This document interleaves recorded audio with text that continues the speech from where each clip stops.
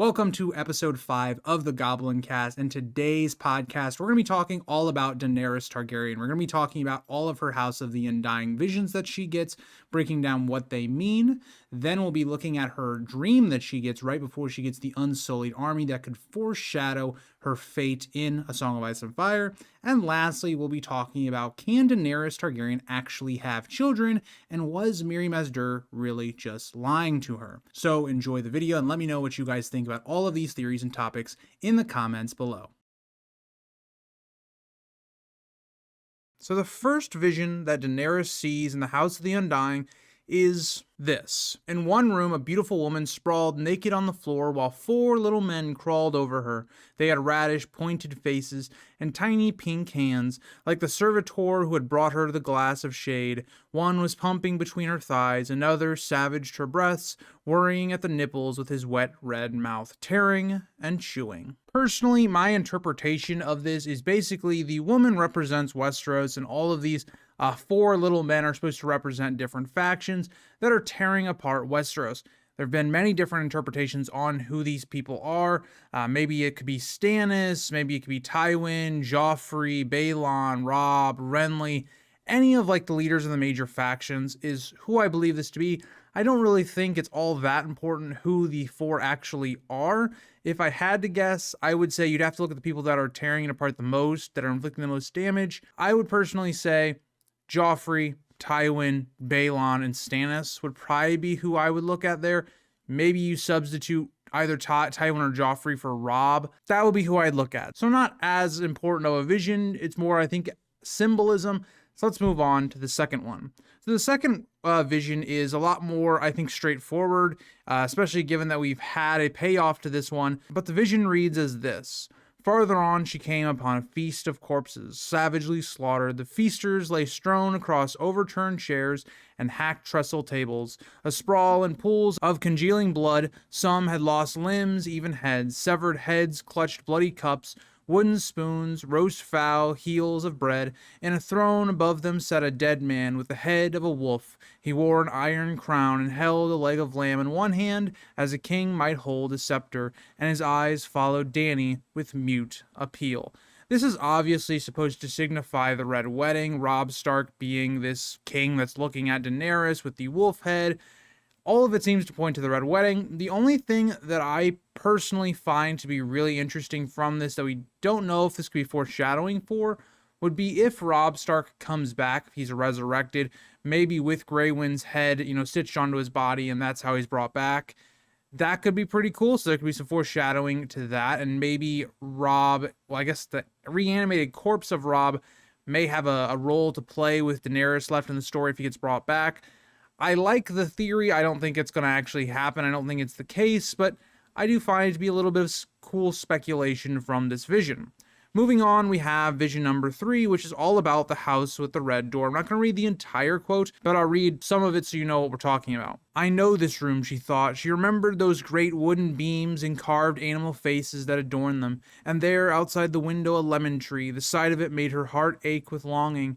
It is the house with the red door, the house in Bravos. No sooner had she thought it than old Sir Willem came into the room, leaning heavily on his stick. This is just a personal vision for Daenerys to tie back to her past. Some have interpreted this as meaning, well, the lemon tree couldn't have been in Bravos, so this is supposed to signify of Daenerys' lost past that she doesn't actually know. She has kind of become confused about her past, and maybe she's even been lied to. Personally, I don't think that's the case. I do believe that Daenerys did grow up in Bravos. I think this is supposed to symbolize the thing that Daenerys sees throughout really all 5 books, is a semblance of home and security. She always thinks about this house with the red door.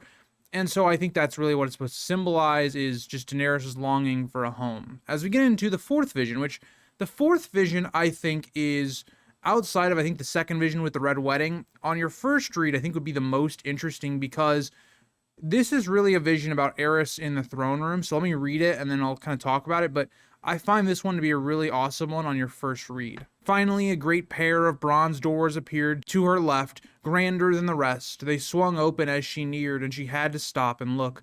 Beyond loomed a cavernous stone hall, the largest she had ever seen. The skulls of dead dragons looked down from its walls. Upon a towering barbed throne sat an old man in rich robes, an old man with dark eyes and long silver-gray hair. "Let him be king over charred bones and cooked meat," he said to a man below him. "Let him be the king of ashes." Obviously, this is meant to be Aerys, but as an audience, if you are reading this for the first time, you maybe don't know this is Aerys. And this is a lot of that foreshadowing to what we're going to see with Jaime in the next book, but obviously, this is just supposed to show that Aerys was trying to more or less kill everyone in the city with wildfire. As we get into the fifth vision, we see a vision about Rhaegar and Elia over Aegon. Viserys was her first thought the next time she paused, but a second glance told her otherwise. The man had her brother's hair, but he was taller, and his eyes were a dark indigo rather than lilac. "Aegon," he said to a woman nursing a newborn babe in a great wooden bed. "What better name for a king?" "Will you make a song for him?" the woman asked. "He has a song," the man replied. "He is the prince that was promised, and his is a song of ice and fire." He looked up when he said it, and his eyes met Dany's, and it seemed as if he saw her standing there beyond the door. "There must be one more," he said, though whether he was speaking to her or the woman in the bed, she could not say. "The dragon has 3 heads." He went to the window seat, picked up a harp, and ran his fingers lightly over its silvery strings. Sweet sadness filled the room as man and wife and babe faded like the morning mist. Only the music lingered behind to speed her on her way.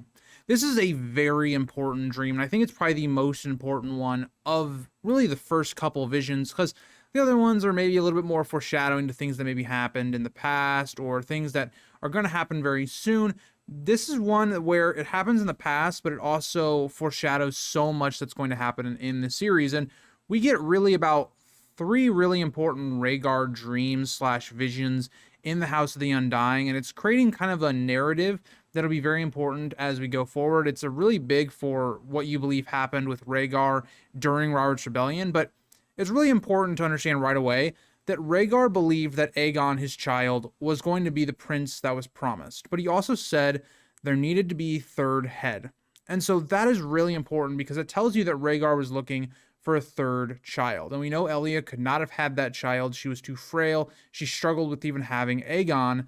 So he needed to find somebody else. And that would lead you to believe that maybe he thought that could be Lyanna. So that's part of it, foreshadowing the idea that Aegon needed another woman to have his child.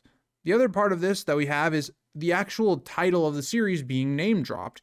The Song of Ice and Fire being Aegon. That's really important to tell you that Rhaegar was getting into theories, but also when you think about it, the way he kind of looks at Daenerys. Some people have thought this to mean that Daenerys is going to be this person, like she's Azor Ahai. I personally believe that the Azor Ahai prophecy is not one person. I believe it'll be fulfilled by a number of characters, and so I think that this is supposed to be heavy foreshadowing that Daenerys will fulfill part of that. She will be at least the fire side of the A Song of Ice and Fire prophecy, more or less. And I also think that she will be one of the 3 heads of the dragon. I think that the other dragons that she has will eventually have other riders, and so she will be one of the 3 heads in this scenario. So a lot of on-the-nose foreshadowing here, and again, if you have a different interpretation, please let me know. All of this stuff can be interpreted way differently. I'd love to hear your guys' thoughts in the comments. What do you guys think as we continue through? The next one, not really much to talk about, is a more or less a Pyat Pri trick. There's this, I guess, fake Pyat Pri who's trying to get Daenerys to go the wrong way. Doesn't work. Daenerys figures this out. We get another vision of her going into a room with the fake Undying. It's more or less what Daenerys perceives the Undying to be, how they're dressed up really nicely, they have magical weapons and armor and all this other stuff. They seem to be wise, being able to teach her how to talk to her dragons and control them, and learning about the histories of maybe her family. It's more or less just the idea that this is what Daenerys thought the Undying were going to be. It kind of goes with the idea that Daenerys, kind of similar to Sansa in a way, is still very young, and kind of goes with the idea that things that look beautiful, maybe they should be better. We should trust those more, when the actual Undying look very creepy and weird. So that's kind of what this is. It's not anything crazy, and so we can kind of continue on. So at this, Daenerys finally meets the actual Undying, and we start going rapid fire. We have another like 16 prophecies / visions to go through, so this is where a lot of the chapter you see a lot of different things. So the first one I'm going to kind of just jam together, which is the prophecy of 3. So let me read out the quote for you guys. 3 heads has the dragon, the ghost chorus yammered inside her skull, with never a lip moving, never a breath stirring, the still blue air, mother of dragons, child of storm. The whispers became a swirling song. 3 fires must you light, one for life, and one for death, and one to love. Her own heart was beating in unison to be the one that floated before her, blue and corrupt. 3 mounts you must ride, one to bed, and one to dread, and one to love. The voices were growing louder, she realized, and it seemed her heart was slowing, and even her breath. 3 treasons you will know, once for blood, once for gold, and once for love. So let's start off with the 3 heads of the dragon. I've already talked about that. I believe Daenerys will be one of the heads of that dragon. The other 2 possibly could be Jon and young Griff. That's kind of, I think, the most likely option. Let's keep going, though. They then say that Daenerys will light 3 fires. So one for life, I think, will be for the dragons. So back in book 1, her funeral pyre for Drogo and also burning Mirri seemed to do a couple of these. Like, you could almost fit all 3 of these into that one, but I do think it's not as simple as that. So one for life could be the dragons, bringing them back into the world. One for death could mean also for Mirri Maz Duur, because she kills Mirri Maz Duur. And then one for love, or one to love. I think that's the very interesting one. Could that be that maybe Daenerys herself is used as a sacrifice to Lightbringer? That could be possible. That's I think the interesting one. You could also say the idea of the one to love. Technically, her lighting the funeral pyre, she comes to love her dragons. So I don't think that's the case. I think the first 2 you can say are her funeral pyre in book 1. I think the one to love is still the one that is going to be the tricky one. Like, if she falls in love with Jon and she dies, be trying to light Lightbringer, that would fulfill this prophecy, but that one's still up in the air. Let me know what you guys think about that one. 3 mounts you must ride, and I think this can go a number of ways as well. So one to bed either means probably Drogo or Daario. She is sold to the Dothraki to really bed. It's not for love or any of that stuff. You could also say Daario. The 2 like to sleep together, but for Daenerys, it's not like they're ever going to get married. It kind of seems more like a fling, so that would fit that idea. You have one to dread, which could be Hisdar, or it could be Drogon, just given the fact that Drogon kind of looks like Balerion, the Black Dread. It would kind of fit that nicely, so that could have multi-meanings. And then one to love. So this one really depends on who you think that Daenerys's last love is going to be. If you believe that's going to be Jon Snow, that could easily fulfill this prophecy.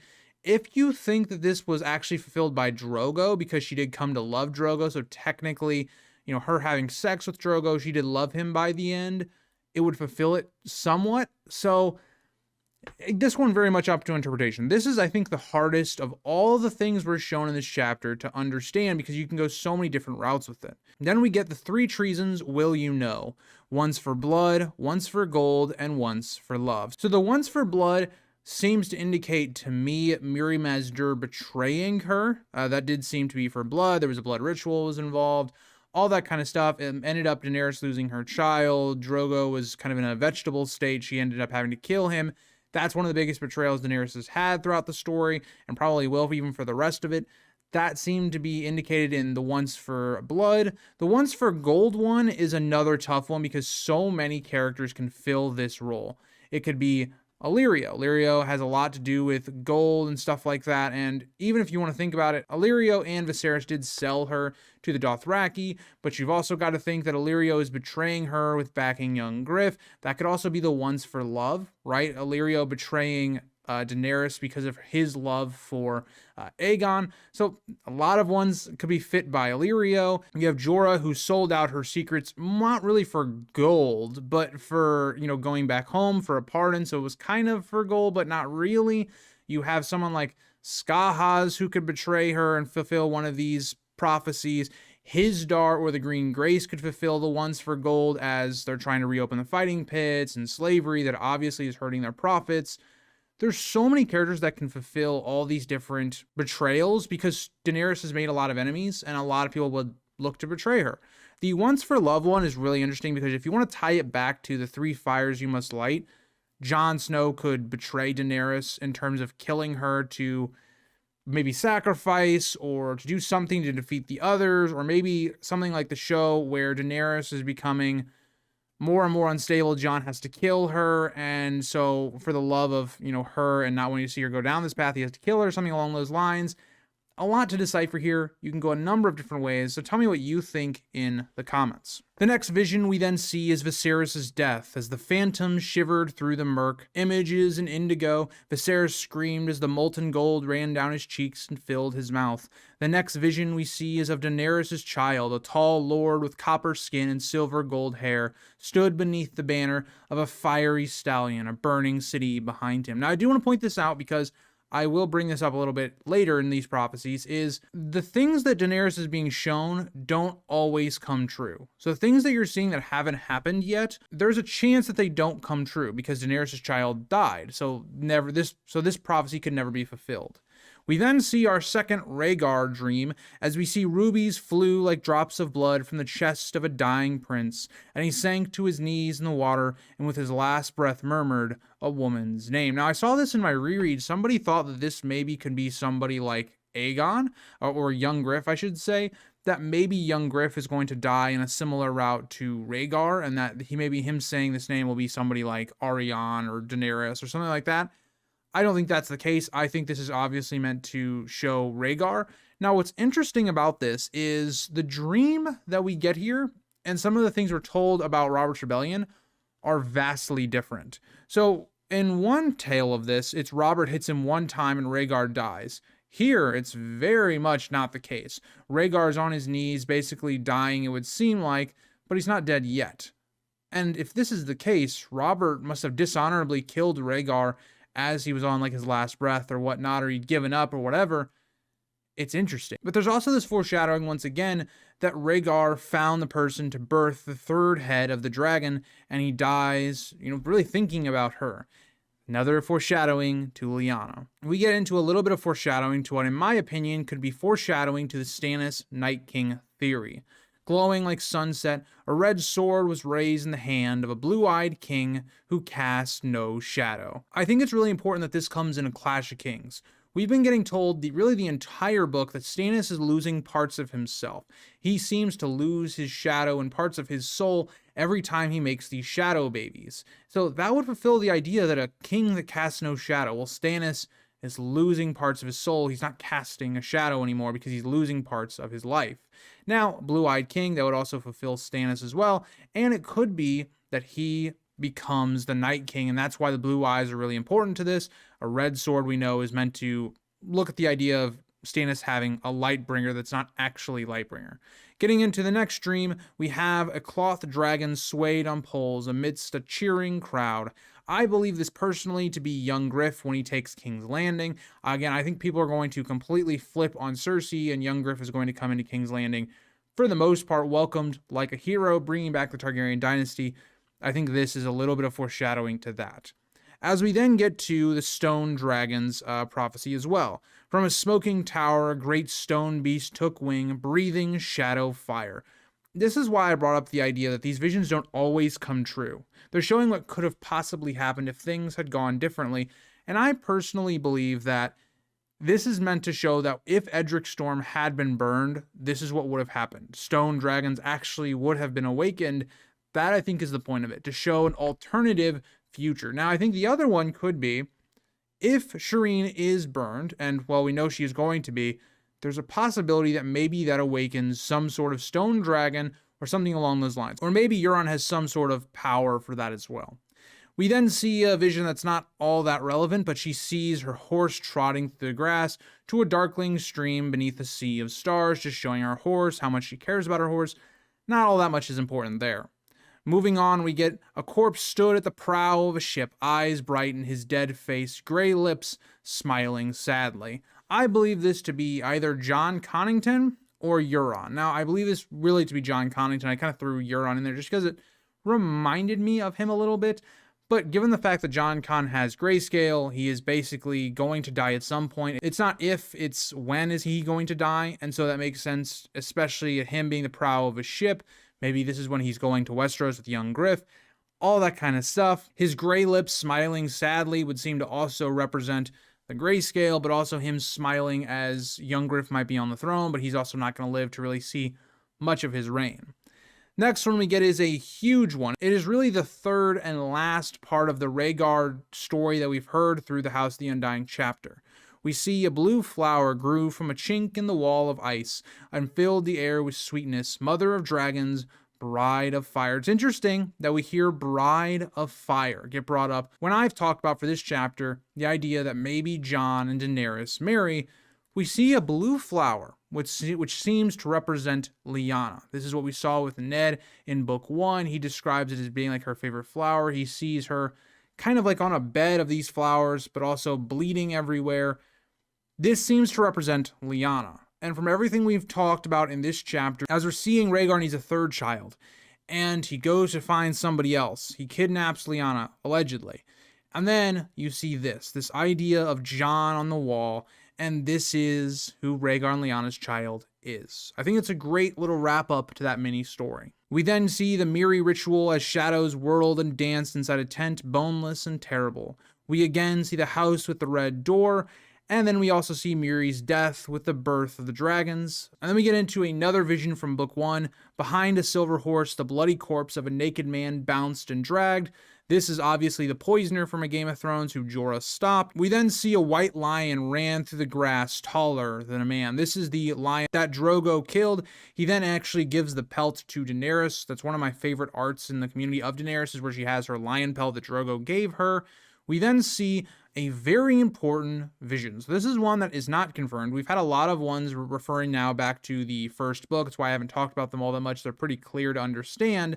But then we get this one. Beneath the mother of mountains, a line of naked crones crept from a great lake and knelt shivering before her, their gray heads bowed. This is not something we saw in the first book. So what does this mean? We know that Daenerys is going to go back to the Dothraki and likely is going to go to the Dosh Khaleen. So what does this mean? I personally think this is supposed to signify that Daenerys will become the person to fulfill the prophecy of the stallion who mounts the world. I think this is supposed to signify the Dothraki eventually following Daenerys. I think that's what this is supposed to mean. As we get into her last one, we see a vision from a storm of swords. 10,000 slaves lifted blood-stained hands as she raced by on her silver, riding like the wind. Mother, they cried, mother, mother. They were reaching for her, touching her, tugging at her cloak, the hem of her skirt, her foot, her leg, her breast. They wanted her, needed her, the fire, the life, and Dany gasped and opened her arms to give herself to them. This is supposed to mean when the slaves come out to Daenerys and they hail her as mother, all that kind of stuff, something we see that's going to come up in A Storm of Swords. The reason Daenerys is willing to give herself to the slaves is because she's seen it already in the House of the Undying. So that is all the visions we get with the House of the Undying. Well, let me know what you guys think. Do you agree with some of my interpretations? Do you not? Let me know down in the comments. We are going to be talking about Daenerys' dream in A Storm of Swords, foreshadowing possibly the end of the series and the Great War with the others. This is a dream that I think really gets swept under the rug, especially when you think about all of the different prophecies and dreams and all the stuff that Daenerys has. This one really gets swept under the rug because in A Clash of Kings, we have the House of the Undying. Everybody remembers that because it foreshadows the series so well. It's one of the greatest chapters in the entire series. And then also, you have some of her stuff in A Dance with Dragons. Well, A Storm of Swords is a lot more about Daenerys conquering and all of that kind of stuff. But before Daenerys can conquer, she has to get the Unsullied. It's a really big part of Daenerys' plot in A Storm of Swords is getting the Unsullied to actually have an army, to have some sort of power. And it's a really big moment for Daenerys because up to this point, she's very inexperienced in leading an army or even trying to take over a city like she's trying to do with Astapor. So during the chapter in which Daenerys does get the Unsullied and sacks Astapor, there's a bit of a build up to that ending point of the chapter. It's very much different than the show, where the show spends a lot more time with, Daenerys actually getting the Unsullied. In the book, it's actually relatively quickly, but in this chapter, Daenerys is at night and she's having this dream, and she dreams of her on Drogon, well, presumably Drogon, it just says that she's on a dragon, and that she is basically dreaming of herself being Rhaegar, leading her forces against the usurper's forces on the Trident. But there is a twist, because as I'm going to talk about in this quote, there's a little bit more than just it being this kind of dreaming of Rhaegar and how she idolizes Rhaegar. There's a bit more to it, and it might be more than just a dream. So this is the quote, and then we'll discuss it. That night she dreamt that she was Rhaegar riding to the Trident, but she was mounted on a dragon, not a horse. When she saw the usurper's rebel host across the river, they were armored and all in ice. But she bathed them in dragon fire, and they melted away like dew and turned the Trident into a torrent. Some small part of her knew that she was dreaming, but another part exulted. This is how it was meant to be. The other was a nightmare, and I have only now awakened. But this isn't really where it ends, because followed directly up from this quote is that Qarth arrives and reminds Daenerys of where she needs to go. The iconic quote of saying, if you want to go forward, you must go back, and the directional stuff, all that kind of idea. So it's interesting that Daenerys has this dream that seems very prophetic. It seems like a dragon dream almost. And then also you're visited with the magic of Qarth that interrupts Daenerys as well. So there's a lot here that's very interesting, because I think this is not some random dream, even though there is hints that it could be, given that when we dream, we think about, things that are on our mind or we're worried about. And Daenerys right now is very anxious. She's struggling to sleep because she's worried about how Astapor, all that's going to go. She's trading Drogon to get the Unsullied, and then hoping the Unsullied will obey her to where she doesn't end up losing Drogon and takes Astapor, frees all the slaves. She very much reminisces with how Rhaegar must have felt before going into the Battle of the Trident with Robert. So as we get into this dream, a lot of it seems to parallel that, but for very different reasons. Whereas Rhaegar and Robert's Battle of the Trident had a really big impact and changed the entire fate of Westeros, I think Daenerys, when she comes over to Westeros and she has to fight the others, this will be the fight for really mankind. And I've always talked about the place that I think makes the most amount of sense for the story to have this climactic battle with the others is around the neck, around the Trident, because it makes sense where our characters are currently at in the story, just based upon we still have a whole northern plot with Stannis that needs to be resolved. The wall still has to come down, or the others need to get south of the wall. Daenerys is going to take her a long amount of time before she even gets to Westeros, let alone learns of the threat and learns of characters like Jon and the rest of our crew, the Stark faction, all that kind of stuff. It makes sense that the North, for the most part, will fall by the time we really get a true battle against the others. It'll feel more like we're delaying the big battle. So for instance, I've theorized that Stannis Baratheon is likely going to give his life defending the North, defending the living, being, the one true king, and dying likely to the others, and that's going to be his fate.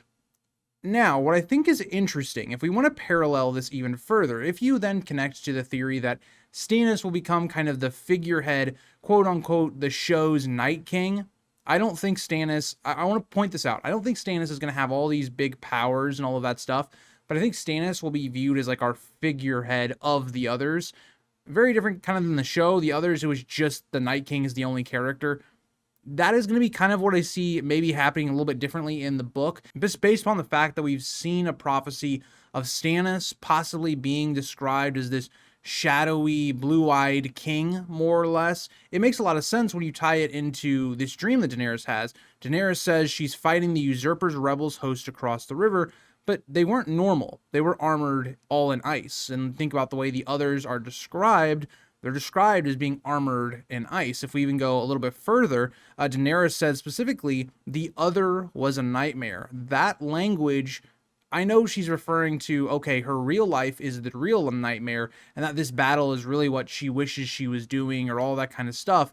But the language there, I think, is very important. George could have said any number of different words, but he says the other. And so I think it's really meant to imply that the others are what she's fighting in this dream. She just doesn't know that. And so it would make even more sense if, well, the others were being led by Stannis Baratheon, somebody that directly opposed the Targaryen dynasty and helped, bring about their fall. It would be another parallel of the Targaryen faction going against, well, the Baratheon faction, albeit very different circumstances. Daenerys having a dragon and Stannis being part of the others and maybe not even like having any type of thought process anymore. He's just a figurehead at this point.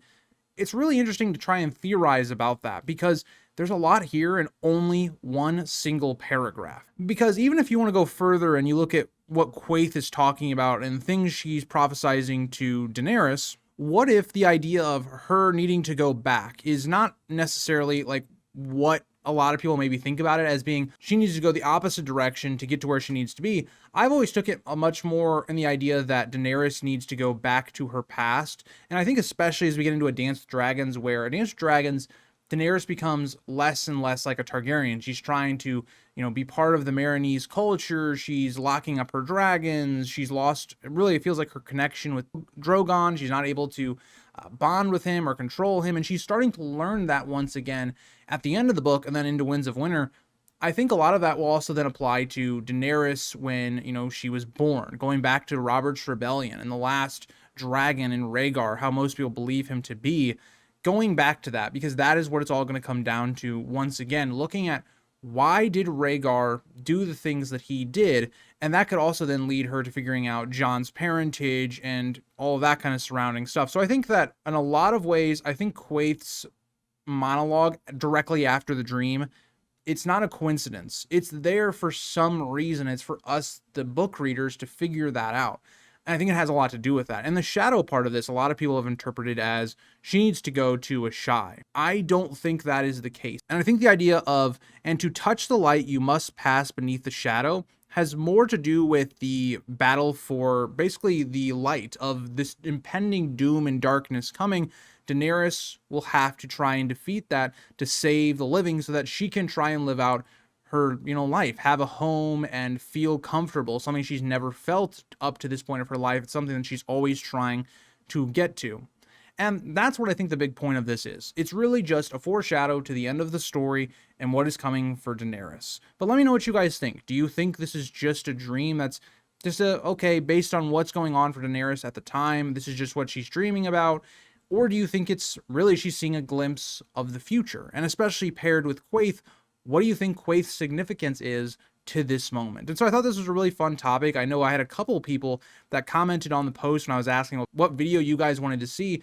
And a number of you guys, said, I don't even remember what you're talking about. Or you don't remember because it's one of those things where A Song of Ice and Fire is so large that things like this you might forget about. And especially when it's hidden in such a great chapter with Daenerys getting the Unsullied, it's not really at the front of your mind. Like, you could very easily skip this one little paragraph here and bam, you missed out on a huge, maybe foreshadowing moment for the series. Daenerys is really like that in a lot of ways, especially when you think about the House of the Undying, some of her stuff in Game of Thrones. She is a character that you really have to pay attention at times because George likes to drop a lot of subtle foreshadowing through her plotline. Can Daenerys actually have children going forward in the future with the Winds of Winter or a Dream of Spring? Now, I find this topic very interesting to talk about because in the show, they kind of teased and danced around this idea of Daenerys having children. And kind of the book has done the same thing, but not to the same extent as what the show went, where characters are openly questioning Mirri Maz Duur's prophecy to Daenerys, like Jon in season 7 when they get together. I should say right before they get together. So where does this idea come from? Why does Daenerys believe that she is barren and all of that? So let's read off that quote. Let's talk about it. And then let's see if that quote actually holds any validity to Daenerys having children. Mirri Maz Duur says this: "When the sun rises in the west and sets in the east," said Mirri Maz Duur, "when the seas go dry and mountains blow and the wind like leaves, when your womb quickens again and you bear a living child, then he will return and not before." This was referring to Khal Drogo and him becoming a vegetable state and all the things that happened in book 1. And so basically Mirri Maz Duur equates all these impossibilities that we believe can't happen to her having children again. So Daenerys kind of takes this as fact because Mirri does seem to have magical skills. She would know about these things. She's delivered children before. So Daenerys takes this at point blank value. But the thing that Daenerys does and constantly does throughout the entire series is that Daenerys is somebody that trusts women, especially like mother or older type of women characters, way more than she should. Book 1 is almost all about that with Mirri Maz Duur. Mirri Maz Duur has every reason to betray Daenerys and to do all these things against Daenerys, and Daenerys doesn't even see that coming. And even here, Daenerys takes the word of Mirri Maz Duur and doesn't really question it. So what does that mean for us as the audience? Should we believe Mirri Maz Duur? Yes, Mirri Maz Duur is a credible source in terms of knowing about those things, but can she be trusted? She's lied to Daenerys a couple times now and has betrayed her. Mirri Maz Duur herself leads Daenerys kind of down a road where Daenerys basically loses her child and Drogo because of Mirri. Now, I will say Drogo's downfall and his infection, I feel like was more Drogo's own fault. But in terms of what becomes of Drogo being a vegetable kind of state and losing her child, that is purely because of Mirri. So I want to say right off the bat, I don't trust Mirri Maz Duur as a source. I don't think as an audience we should. Now, maybe we should take what she says with a grain of salt, right? We should question it. When we get to the last Daenerys chapter of the book and of the series up to this point, we get something that happens that's very interesting. We know Daenerys has been sexually active since book 1, especially with Daario and even his Dar, so we don't necessarily know whose kid she possibly could have been carrying at the end of A Dance with Dragons, because it would be heavily implied that at the end of Dance with Dragons, she has a miscarriage. Again, it really doesn't matter who got her pregnant, if it was Daario, if it was his Dar, but the point is, she somehow got pregnant. That would infer that she's not barren. She can have kids. Now, maybe they don't turn out great, or she has issues with delivering those. That's a common Targaryen thing. The Targaryens struggle at times with having children. And so when we go to A Dance with Dragons, and I'll kind of pull up some information just to tell you why I think that Daenerys did have a miscarriage. This is something that I didn't pick up on. I was talking about this idea with Stream a couple weeks ago at this point, and they brought this up to me. I, for some reason, never really interpreted what Daenerys was going through. I thought she was just going through a sickness of drinking probably bad water and also being sick and not eating food or proper food in weeks. But I've kind of definitely come along the idea that yes, Daenerys has a miscarriage at the end of A Dance with Dragons. So let's look at that information and you guys can decide for yourselves. When she wakes at dawn, she is bleeding from her vagina. She tries to convince herself it's only her period, which she realizes has skipped for a few months. But the blood flow is unusually heavy, and it's not the time of month she usually bleeds. It's not a period, it seems to be a miscarriage. So I think this is really important because, again, I'm not a woman.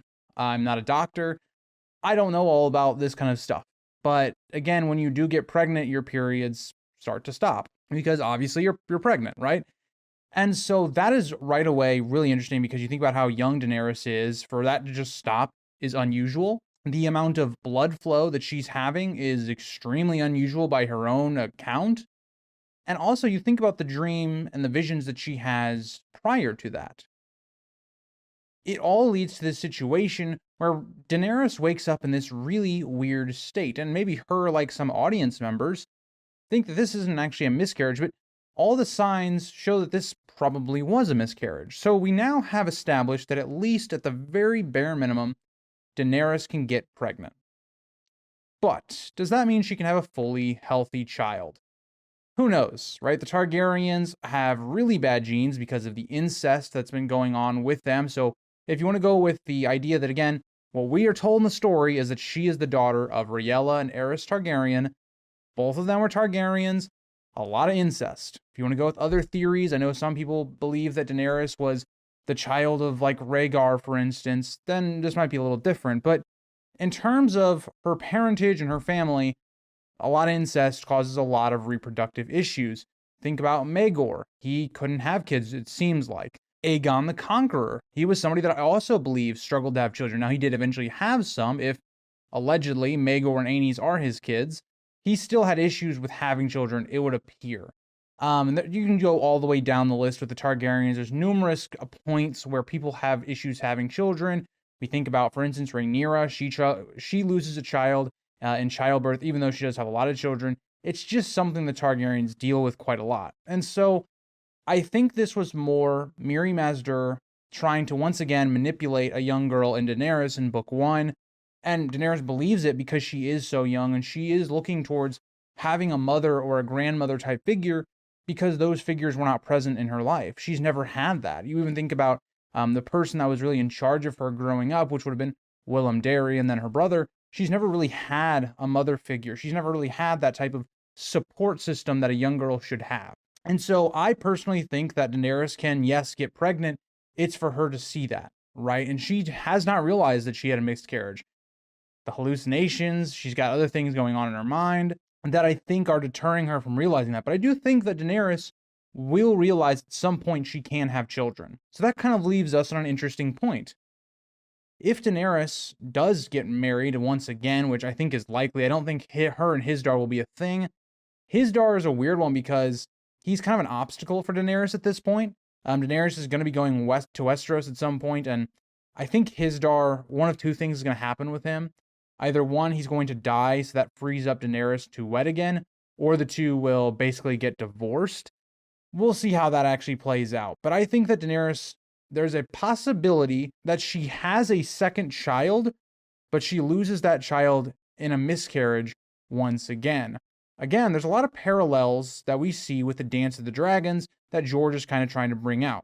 He's already stated we're going to see a Dance of the Dragons a second time.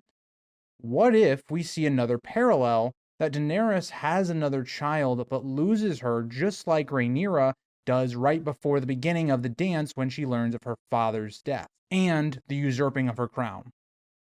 I think it's an interesting idea, and if you want to talk about Daenerys becoming somebody that's maybe a bit more on the crueler side, or she's someone that becomes a bit more emotional and like mad the way the Targaryens are, things like that will definitely get that ball rolling. Daenerys realizes she's already lost one child. She has a second child and loses again another one in childbirth, whether that's to whoever she ends up hooking up with, if it's still Daario, which I highly doubt. That could be a huge motivator for her as a character and could start to change her as a person. Something I really wish that House of the Dragon had done in its first 2 seasons is establishing the Rhaenyra of the book where she is a bit more fiery. She is somebody with a temper. She is somebody that acts kind of impulsively, and they really took away and they stripped Rhaenyra of a lot of those, negative qualities that makes her so compelling to me as a character. I think all those things are set up for Daenerys when we talk about her, either whether it's in a video in previous weeks about her and young Riff, and the perspective that I think a lot of people will have towards her coming over to Westeros, and you add on things that she'll probably be dealing with in a personal way as well, like having a child. So let me know what you guys all think about Daenerys having more children, or if she can even have children, and I'll see you guys all in the next one. Bye, guys.